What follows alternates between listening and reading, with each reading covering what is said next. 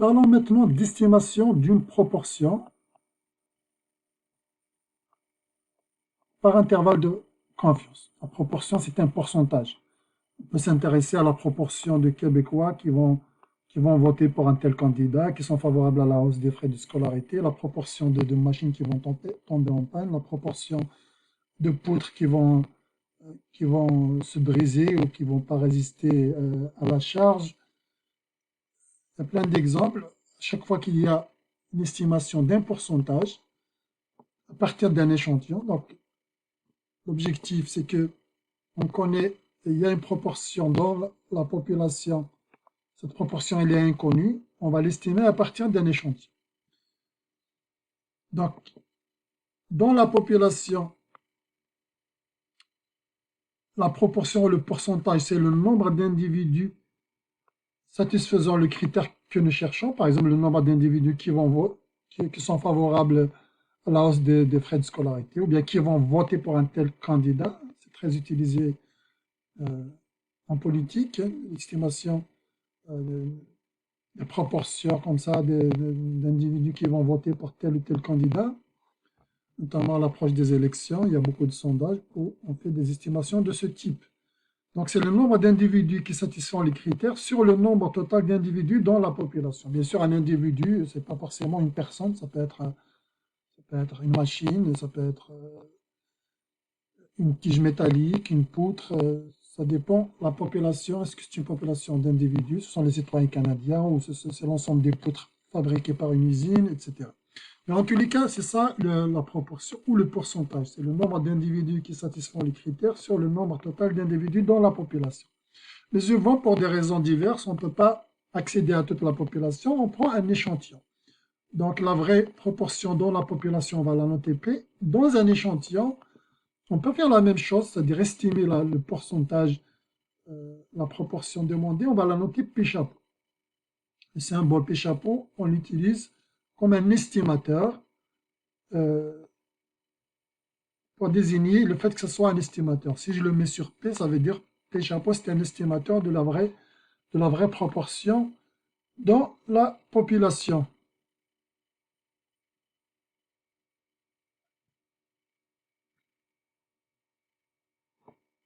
Quand on estime donc une proportion ou un pourcentage, il y a deux manières de faire.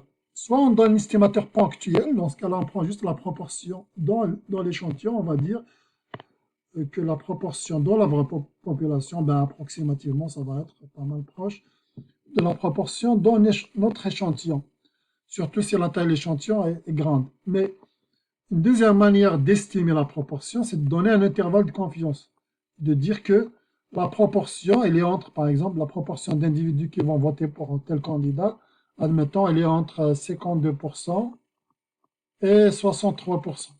Le pourcentage d'individus favorables à un tel candidat politique est entre 52 et 63%, par exemple. Mais un intervalle de confiance, ça l'accompagne à un niveau de confiance.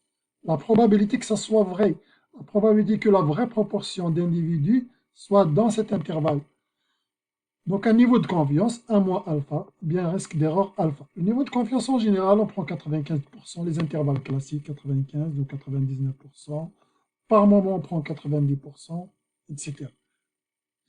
Voilà, donc on peut donner un estimateur ponctuel, on peut donner un estimateur par intervalle de confiance.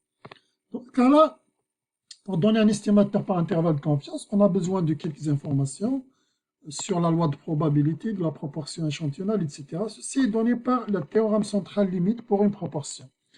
Donc, admettons qu'on a un échantillon de taille n et qu'on s'intéresse à la proportion dans cet échantillon. La proportion dans cet échantillon, c'est la proportion échantillonnelle, c'est une variable aléatoire, du fait qu'elle dépend de notre échantillon qui lui-même est aléatoire. Donc, à chaque fois que je change d'échantillon, eh ben, la proportion échantillonnelle va changer. Mais en revanche, sa moyenne, la moyenne de la proportion échantillonnelle, c'est-à-dire si je recense la totalité des échantillons possibles de taille n que je pourrais construire, et je calcule la moyenne de toutes les proportions obtenues, et bien je retombe sur la vraie proportion dans la population. Et l'écart type de la proportion échantillonnelle, c'est en fait, on peut l'écrire comme ça, c'est P fois 1 moins P sur racine de n. Pratiquement la même chose qu'on avait dit quand on a appliqué le théorème central limite pour une moyenne. On avait dit que c'était sigma sur racine de n. Et bien c'est la même chose, c'est sigma sur racine de n, sauf que l'écart type, pour une proportion, elle est donnée par racine de P fois 1 moins P. Où P, c'est la proportion dans la population. Souvent, cette quantité, bien sûr, souvent, elle est inconnue. Donc, on va l'approcher par P chapeau. P, souvent, sera approché par P chapeau. Mais pour avoir le théorème central limite, c'est-à-dire la loi de probabilité de P chapeau, il va suivre une loi normale, mais on a besoin de quelques conditions. D'abord, la taille de l'échantillon va dépasser 30, 30 ou plus. Mais on a besoin quand même que np supérieur ou égal à 5, que n fois 1 moins p supérieur ou égal à 5. C'est-à-dire, mais bien sûr, p souvent inconnu. P souvent inconnu, donc on va la remplacer par n p chapeau supérieur ou égal à 5. Et n fois 1 moins p chapeau supérieur ou égal à 5 pour vérifier cette condition dans la vraie vie. Bon, le théorème mathématique, il nous dit que c'est np qui doit être supérieur ou égal à 5. Mais comme P est souvent inconnu, parce que s'il était connu, pourquoi je vais l'estimer avec intervalle de confiance? Ça n'a pas de sens. Donc souvent P chapeau, P il est inconnu, donc je l'estime par P chapeau, la proportion dans mon échantillon. Donc je répète, la variable aléatoire proportion échantillonnale va suivre une loi normale. On a besoin de connaître la loi pour pouvoir construire les intervalles de confiance en fait. C'est ça pourquoi on cherche la loi de probabilité de P chapeau. Donc ça c'est la loi normale, mais on a besoin de vérifier quelques conditions quand même, telles que la taille de l'échantillon. On a besoin d'avoir quelques individus qui vérifient le critère souhaité, au moins 5 individus qui vérifient le critère souhaité, c'est ça ce que veut dire. Si je m'intéresse, par exemple, aux personnes qui vont voter pour un candidat, dans mon échantillon, au moins 5 personnes ont répondu qu'ils sont favorables à ce candidat. Et au moins 5 ont répondu qu'ils ne sont pas favorables à ce candidat. C'est ça ce que ça veut dire, les deux propriétés. Donc on ne peut pas prendre un échantillon, par exemple, personne n'est favorable à ce candidat dans cet échantillon. Si je prends 30 individus et que je m'intéresse à la proportion d'individus qui vont voter pour M. Dupont, et que dans mon échantillon, il y a 0% qui souhaitent voter pour M. Dupont. On ne va pas dire que dans la population totale, il y a 0% qui vont voter pour M. Dupont. On ne va pas raisonner comme ça. On doit augmenter la taille de l'échantillon jusqu'à ce qu'au moins 5 personnes disent qu'ils sont d'accord pour voter pour M. Dupont. À partir de là, on pourra estimer la proportion. Pareil, il faut aussi, dans notre échantillon, 5% qui soient contre M. Dupont. C'est-à-dire qu'ils ne vont pas voter pour lui aux prochaines élections si jamais mon étude consiste à estimer la proportion d'individus qui vont voter pour un tel candidat. Voilà, donc ici on a fait la remarque. Si P est inconnu, ce qui est le cas, souvent, P chapeau, on va l'estimer ici. On va remplacer cette condition par ces conditions-là.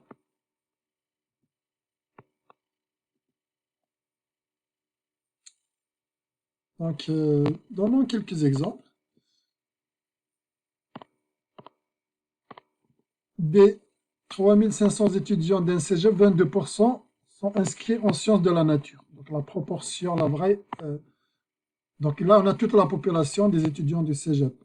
La proportion, la vraie proportion, c'est 22%. Donc là, on connaît vraiment la vraie proportion. On prélève un échantillon de 400 étudiants. Donc n égale 400. C'est supérieur ou égal à 30. Donc on est bon, les conditions sont vérifiées. Est-ce que la distribution d'échantillonnale est une loi normale? Première condition, 400 supérieur ou égal à 30. Il est vérifié. NP. Donc, on a 22% sont inscrits en sciences de la nature. 22% de 3500, c'est 3500 fois 0,22. On obtient 770, donc égal 770. C'est supérieur ou égal à 5. Donc la deuxième condition est vérifiée. Première condition, c'est bon. Deuxième condition, c'est bon. Troisième condition, forcément, ça sera égal à 3500 moins 770. 3700, 3500 moins 770 égale 2730. Égale 2730. Qui sont également, c'est supérieur également à 5. Donc, dans notre échantillon, d'abord notre échantillon de taille qui dépasse 30. Deuxième propriété, dans notre échantillon, il y a au moins 5 personnes qui sont supérieures, qui sont favorables à cet événement. Alors, favorables ici dans le sens qu'ils sont inscrits en sciences de la nature. Et au moins 5% qui ne sont pas inscrits en sciences de la nature ici. Donc, 2730 sont inscrits dans un autre programme. Bon, ici, 400, c'est pas... voilà, 400, c'est notre échantillon.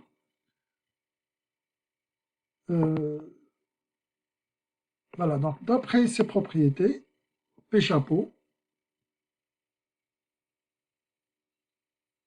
est-ce que la distribution de P chapeau suit une loi normale? Oui. Donc oui, P chapeau suit une loi normale. La moyenne de la loi normale, en fait, c'est 22%. C'est-à-dire la proportion échantillonnale, sa moyenne, c'est la même chose que la proportion dans la population. Et l'écart type, c'est racine sur racine de 400. Racine de n, c'est racine de 400. Ici, c'est racine de p fois 1 moins p. C'est-à-dire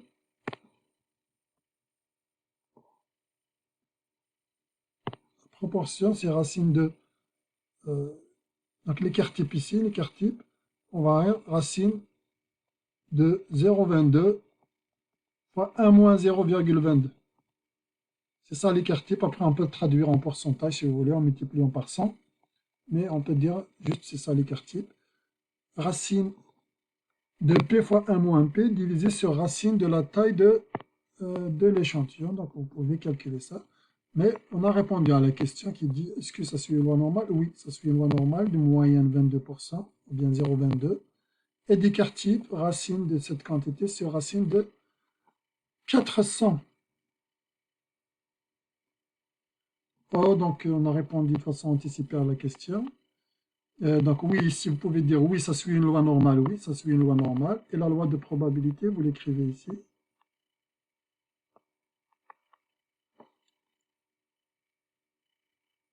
Voilà.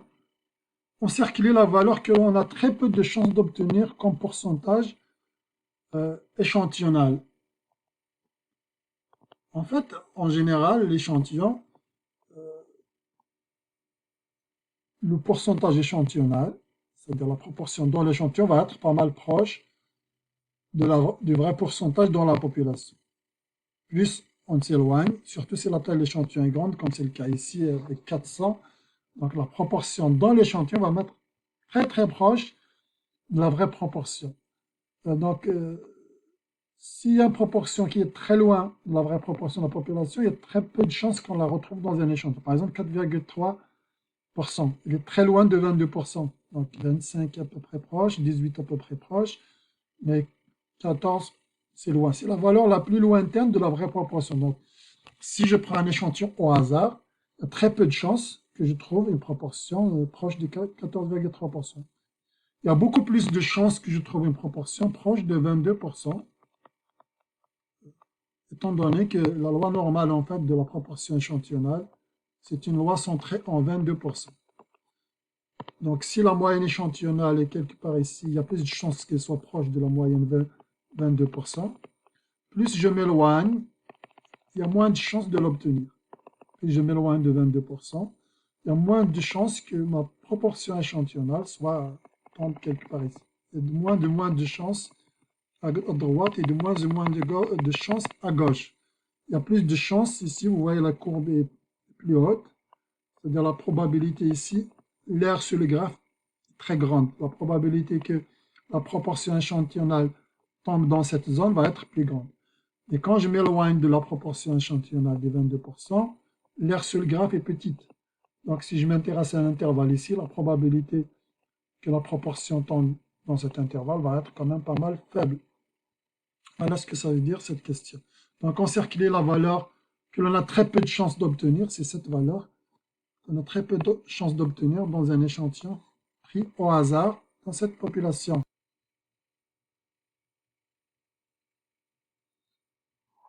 Question 4.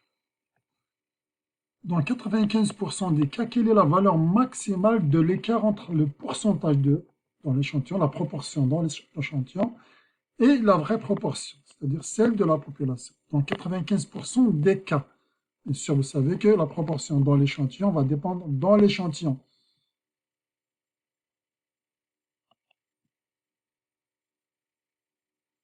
Donc, à chaque fois qu'on change l'échantillon, la proportion dans l'échantillon va changer. Mais dans 95% des cas, c'est-à-dire 95% de tous les échantillons possibles, l'écart maximal, c'est quoi l'écart maximal entre... l'écart d'abord, l'écart proba entre la vraie proportion et la proportion de la population, l'écart, c'est la valeur absolue.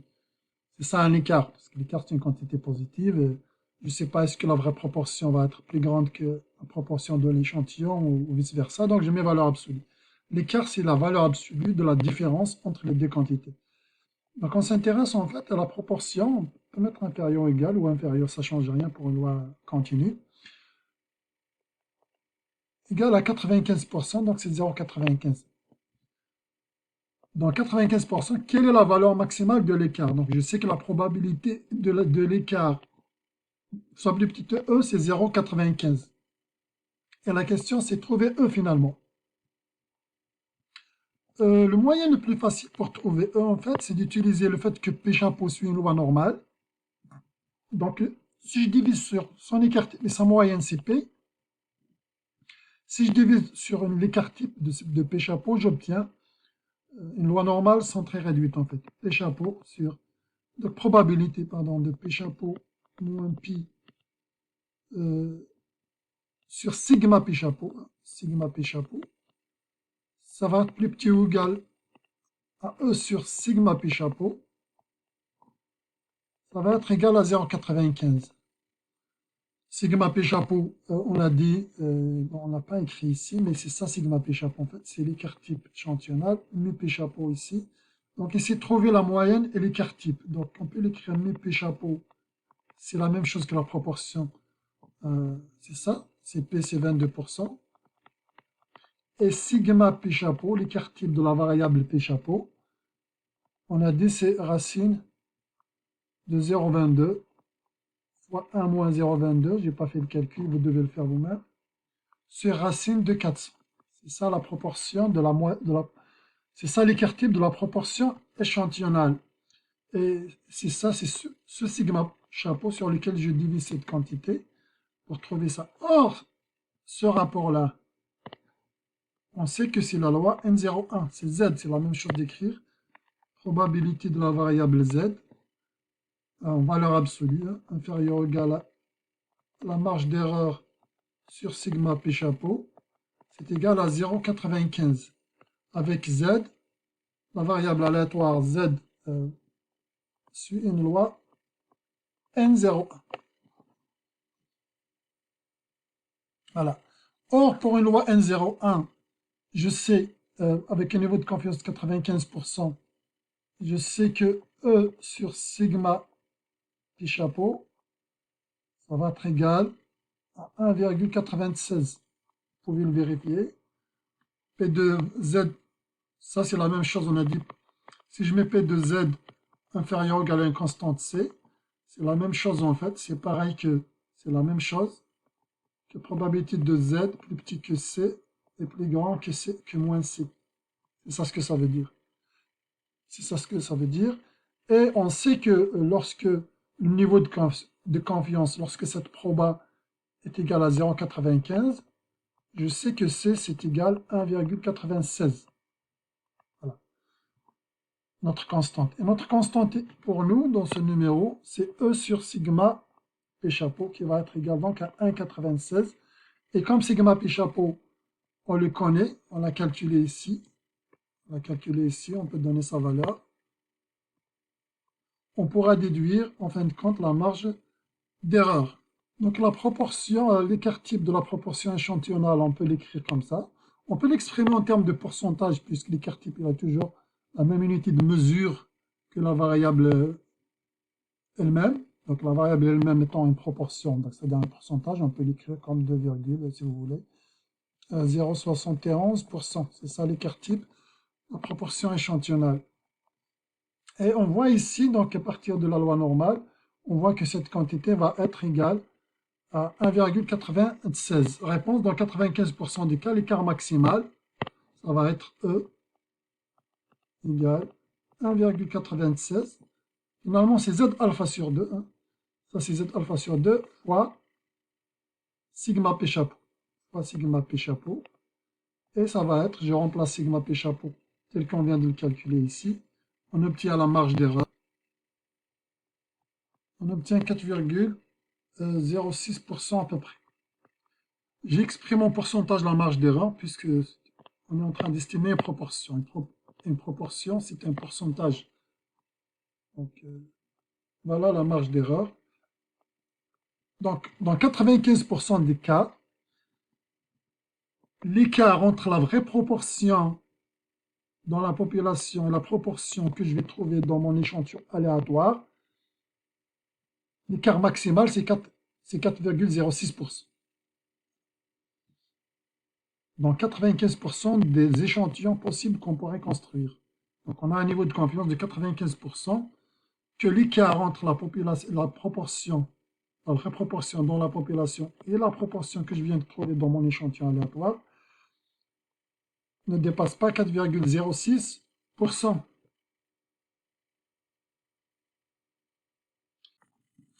La quantité en fait ici, E sur sigma P chapeau, c'est ça qu'on avait appelé Z alpha sur 2. Z alpha sur 2. Et donc Z alpha sur 2, quand on a un niveau de confiance de 95%, c'est égal à 1,96. Regardons la question 5. Donc la question 5, enfin, dans la question 4, on voit bien que la proba elle est donnée et on cherche la marge d'erreur.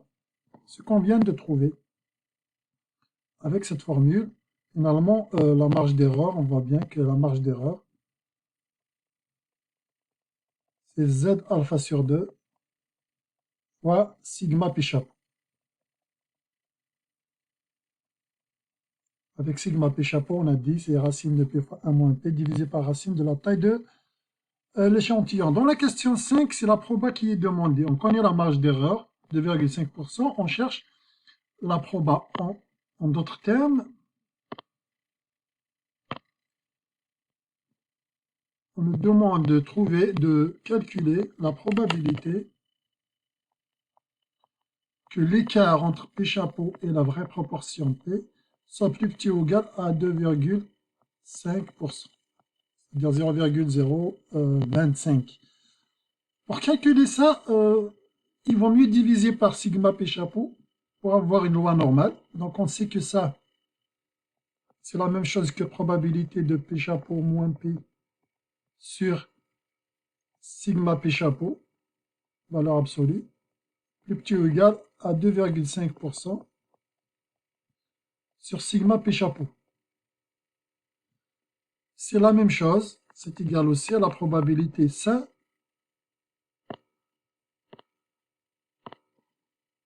Ça suit, c'est Z, ça suit une loi normale N01. Donc c'est la probabilité que Z soit inférieur ou égal. Maintenant, ça c'est une constante. On peut la calculer 2,5% sur sigma P chapeau. Avec sigma P chapeau, on avait déjà calculé plus haut. Sigma P chapeau, on l'avait calculé ici. Voilà, donc on peut trouver cette constante qui est égale 1,20, 1,21 si on veut. Donc en gros, c'est ça qu'on cherche. Mais si je veux enlever la valeur absolue, je peux écrire la même chose comme ça, probabilité que Z soit compris entre 1,21 et moins 1,21. Ça, vous pouvez le calculer avec Excel ou avec une calculatrice graphique. Ça va nous donner, on obtient une probabilité de 0,77. Ce qui veut dire qu'il y a 77% de chances finalement. Si on veut plus de précision, de décimales pour le pourcentage, on pourra dire c'est 77,37%.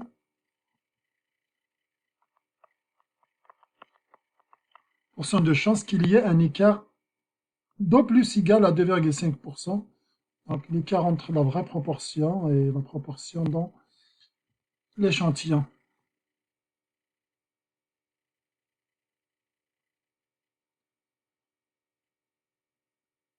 Maintenant, estimation d'une proportion par intervalle de confiance. Comme on l'a vu pour l'estimation d'une moyenne par intervalle de confiance, l'intervalle de confiance va être de type proportion dans notre échantillon moins une marge d'erreur, proportion dans notre échantillon plus une marge d'erreur. La marge d'erreur, c'est Z alpha sur 2 sur sigma p chapeau. C'est exactement la même formule que pour la moyenne. La différence, c'est sigma p chapeau. Ce n'est pas sigma pour sur racine de n, ça sera sigma sur racine de n quand on estime une proportion. Quand on estime une moyenne, pardon. Pour une proportion, la marge d'erreur, on peut l'écrire, c'est Z alpha sur 2 fois racine de p fois 1 moins pi sur racine de n. Voilà, puis la vraie proportion dans la population. Mais comme p est inconnu, on l'approche par p chapeau, et ça va être donc approché ici. Ce sera à peu près la même chose. Donc c'est ça, c'est par cette formule qu'il est donné la marge d'erreur. Donc en fait, pour trouver l'intervalle de confiance, il faut connaître d'abord p chapeau, l'estimateur de la proportion à l'intérieur d'un échantillon. Ensuite, il faut connaître la marge d'erreur qui est donnée par cette formule. Cette formule est inclue P chapeau qu'on connaît déjà. Elle est inclue Z alpha sur 2 qu'on calcule ici avec une loi N01. Donc Z alpha sur 2, c'est la constante qui laisse alpha sur 2 à droite et 1 moins alpha sur 2 sous le graphe à gauche. Alpha sur 2, c'est l'air sous le graphe à droite. Voilà, donc cette quantité, on peut l'obtenir avec Excel, par exemple, avec la loi standard point inverse de 1 moins alpha sur 2. Donc on a dit qu'on doit laisser à gauche 1 moins alpha sur 2 si on veut un niveau de confiance de 1 moins alpha. On peut l'obtenir également avec la calculatrice en utilisant la fonction adéquate telle que 1 norme.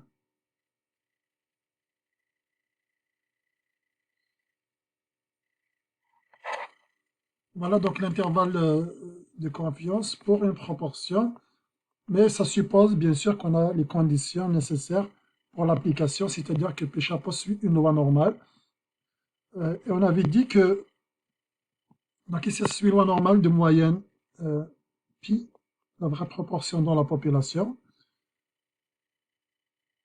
Et il faut s'assurer, on a dit la taille de l'échantillon doit être supérieure ou égale à 30, et puis il faut avoir au moins 5 individus qui satisfont le critère souhaité, ou le contraire du critère souhaité. Donc il faut vérifier les conditions du théorème central limite avant de l'appliquer. Donc construction d'un intervalle de confiance à 95% de chance pour la proportion de pièces défectueuses produites par une machine. Si un échantillon de la production a révélé que 23 pièces sur 500 étaient défectueuses. Donc dans un échantillon, déjà, on va recueillir les informations. Le niveau de confiance 1 moins alpha, tel qu'il est donné, c'est 95% de chance. Donc alpha, c'est le risque d'erreur, c'est 5%. La taille de l'échantillon, on a dit c'est 5. Et 23% sont défectueuses. C'est-à-dire l'estimateur de la proportion, c'est 23 sur 500. Étant donné que dans notre échantillon, il y a 23 sur 500 qui sont défectueuses, ça correspond à 4,6%. C'est la proportion dans l'échantillon. On peut estimer que dans la population, il doit y avoir environ 4,6% de pièces qui vont être défectueuses. Maintenant, ça c'est un estimateur ponctuel, mais on a besoin d'un estimateur par intervalle de confiance. Le niveau de confiance 1 moins alpha, on a dit c'est 95%. Pour ce niveau de confiance, 7 alpha sur 2, vous pouvez le connaître par cœur, ça donne 1,96. Connaître par cœur, vous pouvez le calculer avec la loi normale, c'est ça qu'on cherche, alpha sur 2. Étant donné qu'on a un niveau de confiance 95%, je dois mettre 2,5% ici. Donc ici, je dois mettre 1 moins alpha sur 2, c'est-à-dire 97,5%. Vous mettez 97,5% à votre logiciel Excel ou sur une calculatrice avec la fonction loi normale inverse. Et ça vous allez obtenir 1,96 pour la constante Z alpha sur 2. Et on peut écrire directement l'intervalle de confiance. On va l'écrire comme ça. Intervalle de confiance pour la proportion. C'est P chapeau, qui est connu, qu'on vient de calculer ici, moins une marge d'erreur. P chapeau plus la marge d'erreur. P chapeau, on vient de le calculer, égale 4,6%. La marge d'erreur, c'est Z alpha sur 2 fois quoi? Racine de P chapeau fois 1 moins P chapeau sur racine de la taille de l'échantillon. Ça donne quelque chose comme, ça donne une marge d'erreur à peu près de 1,8%. Donc on a la forme générale de l'intervalle de confiance, on a P chapeau, il est connu, la marge d'erreur, il est connue. Donc les composantes de notre intervalle de confiance sont connues. On peut donner directement sans aller plus loin. Donc, implique donc l'intervalle de confiance pour la proportion, ça va être égal.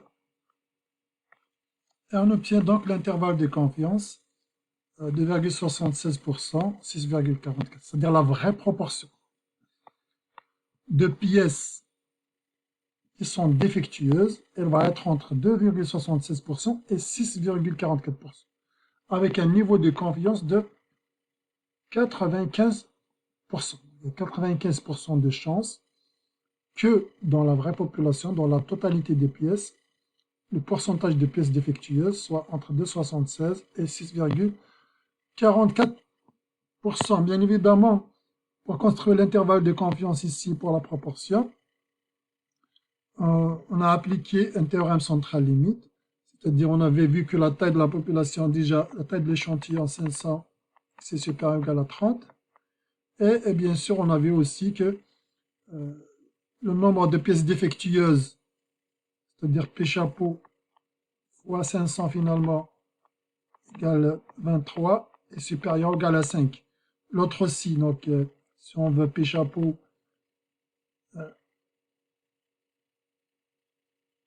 1 moins P chapeau fois 500, c'est aussi supérieur ou égal à 5, puisque ça va être égal à 500 moins 23. C'est pour vous dire que toutes les conditions d'application du théorème central limite sont vérifiées. Et c'est le théorème central limite qui nous permet d'écrire l'intervalle de confiance sous cette forme, en utilisant la loi normale, notamment avec la marge d'erreur qui est donnée par Z alpha sur 2, qu'on déduit de la loi normale. Voici donc comment construire un intervalle de confiance pour une proportion. Exemple 7.12.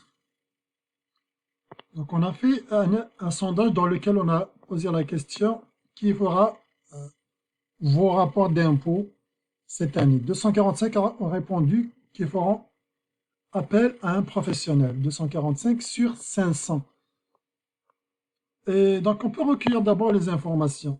La taille de l'échantillon N, c'est 500, supérieur ou égal à 30.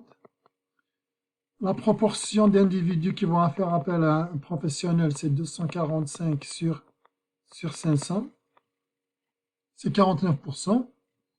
On peut aussi essayer de voir les propriétés pour pouvoir appliquer le théorème central limite, notamment NP chapeau. Le nombre d'individus qui vont faire appel à un professionnel, c'est 245. Le nombre d'individus qui ne vont pas faire appel à un professionnel, donc ce sera 255. Les deux quantités sont supérieures ou égales à 5. Donc on peut appliquer le théorème central limite qui nous dit que l'intervalle de confiance va être, pour cette proportion, ce sera la proportion qu'on a trouvée dans l'échantillon, c'est-à-dire les 49%, moins une marge d'erreur, P chapeau plus une marge d'erreur. Le P chapeau, on a déjà écrit sa valeur. La marge d'erreur, E, on a dit on peut le calculer avec Z alpha sur 2, multiplié par racine de P chapeau fois 1 moins P chapeau, sur racine de la taille de l'échantillon, racine de N. Et donc ça va donner quoi? Z alpha sur 2, c'est quoi le niveau de confiance? C'est 95%. Donc Z alpha sur 2, c'est 1,96. On le connaît par cœur pour ce type de niveau de confiance. Multiplié par racine P chapeau fois 1 moins P chapeau, donc c'est racine de 49%, 0,49, fois 1 moins 0,49, sur racine de 500 en fin de compte. Ce qui va donner, on obtient à peu près 4,4%.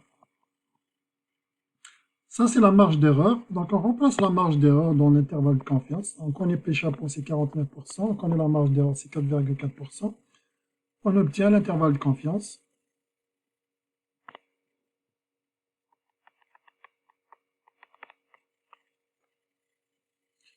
Et 53,4, donc entre 44,6 et 53,4%, c'est ça l'intervalle de confiance pour la proportion d'individus qui vont faire appel à un professionnel. Donc, il y a un estimateur ponctuel, on peut dire qu'environ 49%. On peut dire que la proportion d'individus qui vont faire appel à un professionnel, ça va être, pour leurs impôts, ça va être entre 44 et 53%, avec un niveau de confiance de 95%. Quelle est la marge d'erreur statistique associée à ça? On a dit la marge d'erreur ici. La marge d'erreur, c'est la moitié de l'intervalle de confiance, en fait, c'est E. Et on a dit aussi que la marge d'erreur, plus haut, on avait calculé en fait ici, c'est Z alpha sur 2 fois sigma P chapeau, où Z alpha sur 2 c'est 1,96 multiplié par sigma P chapeau, ça donne 4,4%. Donc la marge d'erreur, elle est de 4,4%. Et la marge d'erreur, donc c'est un pourcentage, parce que on est en train de construire un intervalle de confiance pour une proportion, c'est-à-dire pour un pourcentage.